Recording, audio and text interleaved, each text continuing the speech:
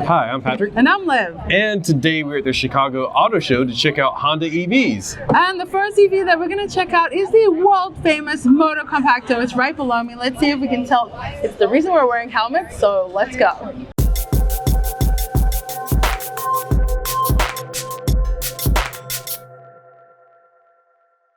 First things first, we're going to have Patrick try ride this. I just signed the waiver because why not? But the helmet's really cute, right?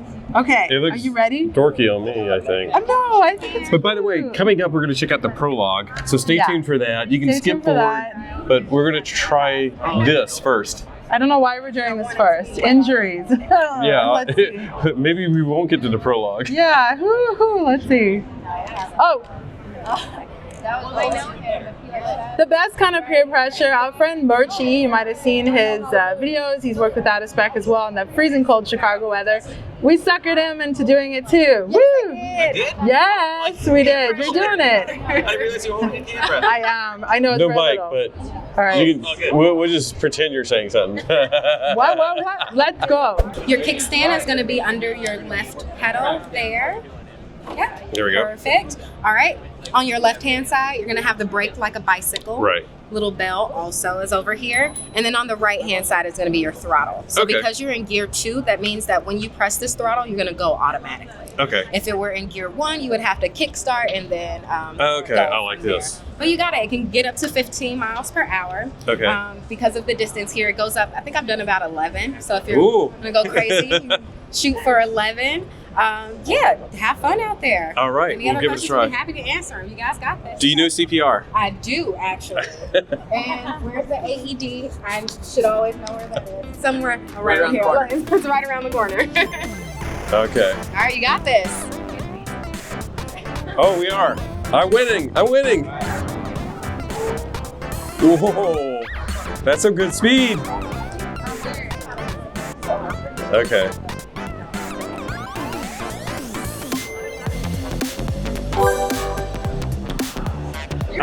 I was trying to pick your. No, I got 10. I got one more time. And oh,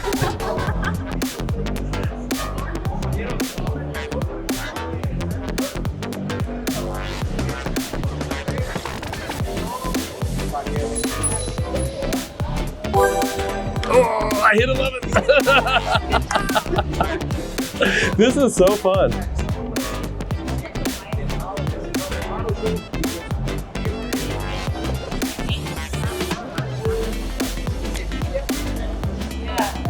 One more.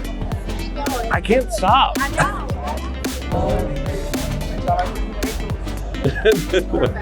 I said one more, but I'm going to be one more now.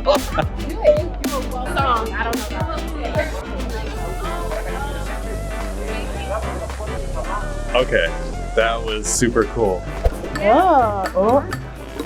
Okay, all right. On your left. Okay, where's my mic? Okay. Hello. Straight is easy, turns are, you just gotta be Turns careful. are hard. I found it helpful to brake right as you're going straight away and accelerate. That's a lot of skills. I'm not a two-wheeler. I don't even bike. Even my bike has 3 wheels. All right, let's go. Woo. Woo. Oh my goodness. Oh my goodness. Okay, we're doing this. How do we turn? Oh no. Oh.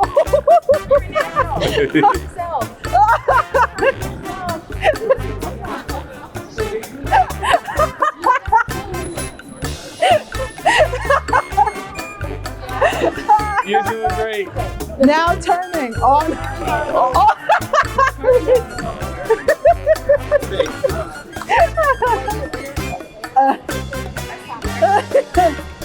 Okay, I don't know how Patrick made this look so good.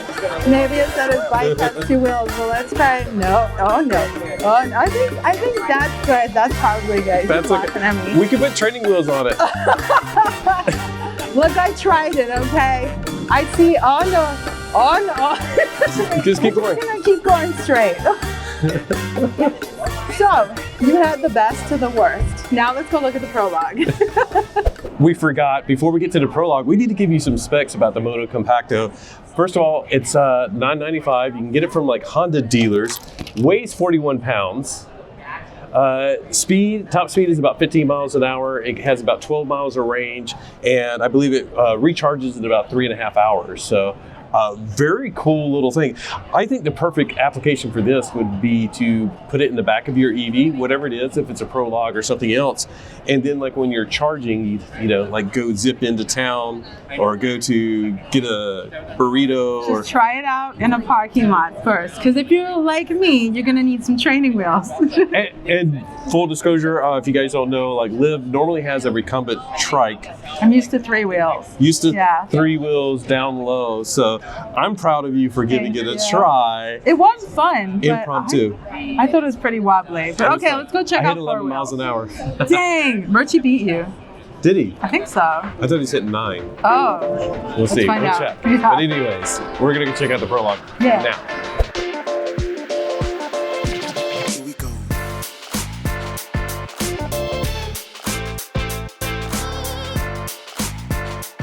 And now for something just a little bit larger. We are standing in front of the Honda Prologue. All I really know about it is that this is built on the same platform as the Blazer, but I do have to say, do we finally have a hair color match? Very, very close. It's teal. You're a bit greener.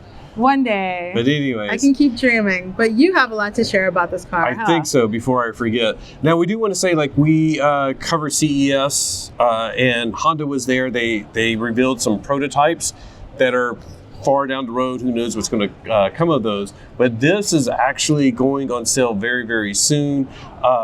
I do know some of the stats. The front-wheel drive has 212 horsepower and about 296 miles of range. Now, if you want the rear-wheel drives powered as well, so all-wheel drive, I think you get up to 288 horsepower, but it drops your range down to 273 miles. So a little bit of a trade-off there, but for a lot of people, I think you want to go for that all-wheel drive flexibility, a little bit better performance in like snow.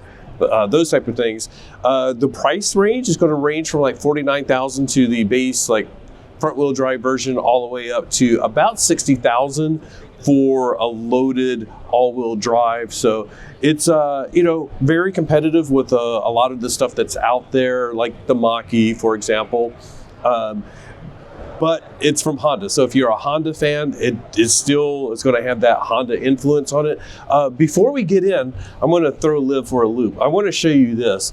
This is the reason why I actually stopped by earlier, and I was having like a debate online.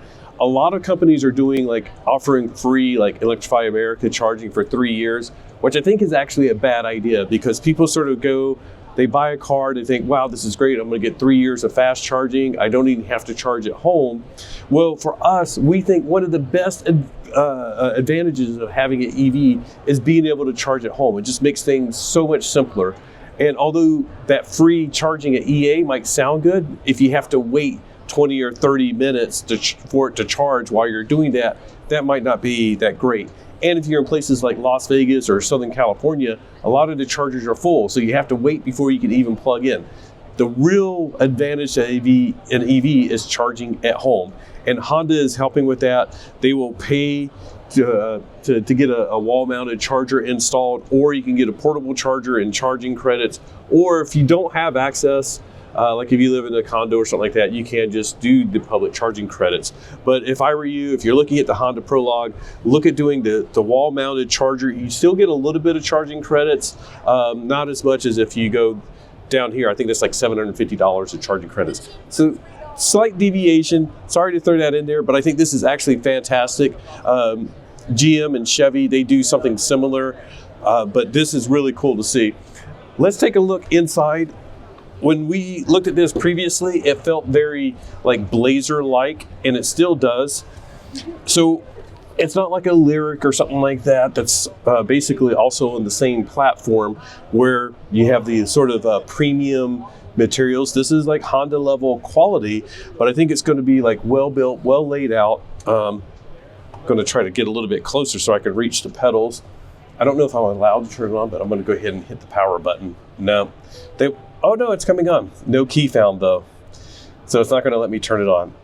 Disappointing.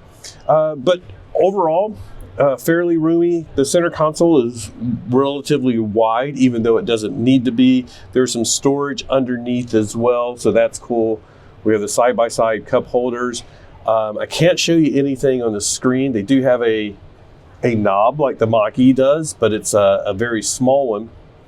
But it's still very easy to reach, very, very quick and easy. Down below, we have very easy to reach and easily readable, like what these functions are for climate control, as well as like heated seats.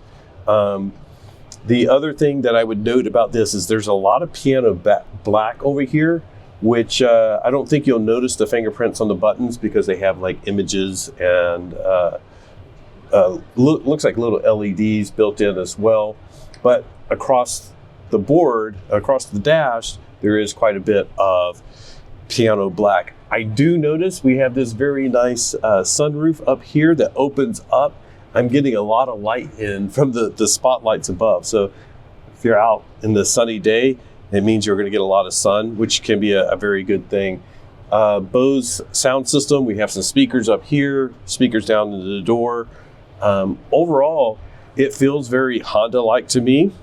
Very accessible controls here. We have like the buttons on the back of the steering wheel as well. And it's interesting because it's sort of like a Honda topping on a Chevy chassis, and that's sort of what it feels like. We have charging ports, both USB-C. I like that.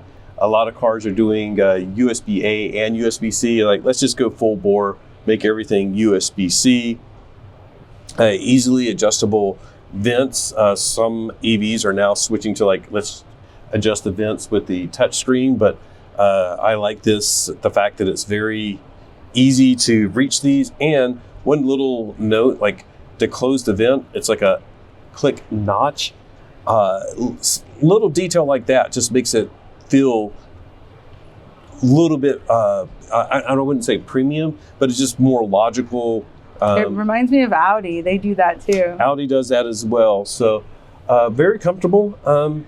I can't wait to get it out on the road. This is our first initial look because we're here at the Chicago Auto Show. But let's see if we can take a look at the front and, of course, the rear. So just as I suspected, I hadn't actually looked at this too much online before we came here. There is no frunk, but you can see the motor unit down below, the inverter above here, and then all of the other related stuff. So some of the, there's a 12-volt battery, windshield wiper fluid, all the stuff that you need just to run the car, but no actual frunk, which is a little bit of a bummer on a vehicle this large. But let's go check out the rear and we'll see how much storage there is in the back. And then I'll hop into the back row just so we can get a feel for that as well. So pretty decent storage space here. One of the things that we like to test out when we actually get a vehicle at home is like, will a wheelchair fit back here? There's times when Liv is in a wheelchair. I think we'd be close, but I think it would fit back here. What do you think? I think it would. It actually looks quite large. Like the tilt on the bottom makes me feel like it could lie down flat. How's the subfloor? Wow. So there's some deep storage here, a little bit of storage over here. There's an extra screw. So, it's just like anything you build the first time, there's an extra screw. And I don't know what this hook is for. This is a pre-production vehicle, I'm assuming. So everything may not be as you would see on a production vehicle. Seats go down just as typical. It's a 60-40 split. Let's hit the button. It's squeaking, interesting sound, but I don't think it would squeak on the production one. And this is Honda Prologue Elite, so I would imagine that's one of the higher trim levels as well. I should have looked up a little bit more of this stuff, but we're giving you first impressions, and Liv's now going to hop in and let us know her impressions. I'm going to hop in the back because sometimes we neglect to get in the back seat, and obviously, while you may be the driver, a lot of your passengers are going to be giving you their opinions. You know what we should do and try to make sure to do is buckle up. Because I don't know about you guys, but when we get a passenger in the back seat, we often hear about the challenges of clipping in. And you did that really quickly. I did do that really quickly. That was actually a really easy one. You guys will have to let us know what you think because we will hear different comments about different vehicles that we're in and different family members who get in the back of them and have difficulty finding the place to clip in. When we came here, because we had to take a lift to get to the airport. And you had a really hard It time. took me like a half a block to get buckled in. And it was in a Ford Expedition, right? No. That's when we were here. Oh, right. In Oceanside. Yeah, so you have to let us know. So that was really easy to clip in. There's a good chunk of leg room, although the seat is set for a 5'6" person. I'm 5'5", but obviously with my prosthesis, I think I take up more leg room than that. Headroom-wise, this is nice and spacious. There are the technical term grab handles and everything. There are 2 power ports, 2 USB-C, there are vents. Interestingly, the USB-C are quite low. There's also a 12 volt. Is that a 12 volt? No, it's an actual outlet. Oh, they actually have power. Oh, yeah, they have power. Now, one of the things I thought was interesting when I was talking to the guy earlier, when Liv wasn't around, was that Motocompacto that we were looking at. Yeah. They're like you could plug it in up there and have it charge. That is cool. Good thinking. I don't know if there's one in the trunk area. I might take a look. I'm going to invite you guys to come take a dip inside here and just take a peek because you can see why the seatbelt was so easy to clip. It's actually like there's exposed. a really good spot for it to pop out. And then so like if it were tucked in like that, somebody might complain, but it's very easy. No, it's really, really easy. No, I pulled it out. It's super easy. Oh, that's nice. Yeah, I like that a lot. I'm not too sure what I think about the two-tone interior though. What do you think, Patrick? I think it adds some interest to it. It's nice because it's where your body will contact it. So in those places where you might get rubbing. And a lot of people like the lighter interiors now. And one of the issues that I worry about is like if you have jeans or something and there's a light interior, I worry that it's going to show up. But this is like where your jeans would be is gray. Exactly. And then over here there's like a lot of lighter color. Where your green hair is it black? No. The seat back is still white, so that would still be green. That's just a weird thing that some people have to think about. Only people with green hair worry about that. Only people who match the car. The other thing I did want to point out, of course, is that center console is pretty wide in the front, takes up a lot of space. But back here, it does have the flat floor, almost flat. There is a slight hump back there. But overall, a lot of legroom space back there, even for the middle passenger, even though you have the center console that extends back. But like you could do, 2 older kids, and then the younger kid gets to no legroom in the middle. What else do we need to check out? I do want to look and see, like, was there a power outlet back here? We're going to do this just one more time. I don't see one. Oh, wait. No, that's so interesting. 12 volts there. Huh. That's pretty cool, though. But there was power in the cabin, which is sort of cool because, you could have your kids with their, like, laptop or something like that, or tablet, or just, adults that you shove back there. Just the adults. Ooh, and this is nice and low. All right, let's go around the front and finish up.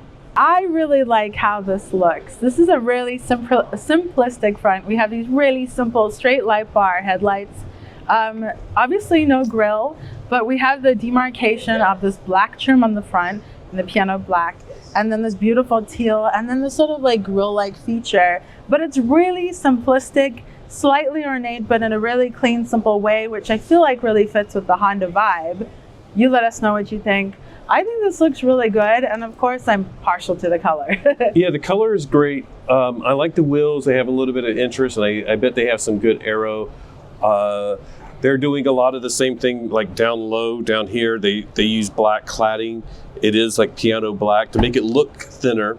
Yeah, and then the roof lines on top, the black mirror, black door handles, all these little accents that provide a little visual intrigue, but are still really simplistic. And then in the back, it isn't a fully like squared off rear, but it doesn't swoop back. Like some other cars, like the Mach-E, EV6, for example, very swoopy. Very much swoops back, which cuts out a lot of like vertical cargo space, like on the EV6. But overall, I think it's a decent looking Honda, as sort of in line with some of their other Honda products, like the CR-V. But yeah. I think it's great that we got to see this, the Prologue. We got to see the Motocompacto finally. You guys have probably heard all about it because everyone was really excited about it. Jordan from Autospec went to ride it. Nikki from Transportable went to ride it. Would love to ride this. They just did the Prologue drives really recently. But we were able to be at CES to see the unveiling of Honda's Zero Series, their new EV portion. It's Zero Series. Yeah, but they had the saloon and they had the saloon and the space hub. The saloon was super futuristic. Some might have called it a dustbuster. If you're interested, go look at that video. Hopefully one of us remembers to tag it up over there. Then there was the space hub, which is another one of those like big, chunky, moving living spaces, super cushy and comfy. But this is here. It's real. It's here right now. It shares a platform with the Blazer and something else. Also the Acura ZDX down there. The ZDX. So, which is right down there. We have various offerings like we have with the Solterra, the BZ4X. You know, it gives you some variety, and this is what we get from Honda for now. The future's bright. What do you think, Patrick? I think we should wrap it up. Let me hold on. Flippity flip. By the way, it's literally the end of the day. The show closed 9 minutes ago, so they're waiting to leave. So everybody's waiting to leave. So we got to go. Thank you guys for watching. Thank you to our Patreon subscribers. I just like used the joystick to we can put their names right here. We have Whispered, Engaged, and Unbridled. So their support has helped us fund things like this new camera purchase, which is hopefully going to help make things more difficult. Move the joystick. It doesn't work that well. It helps. Okay. And on that note, just remember that whatever you drive, whether it's a tiny little suitcase and it only has 2 wheels, or it's a 4-wheel EV, enjoy the ride. Bye. Bye.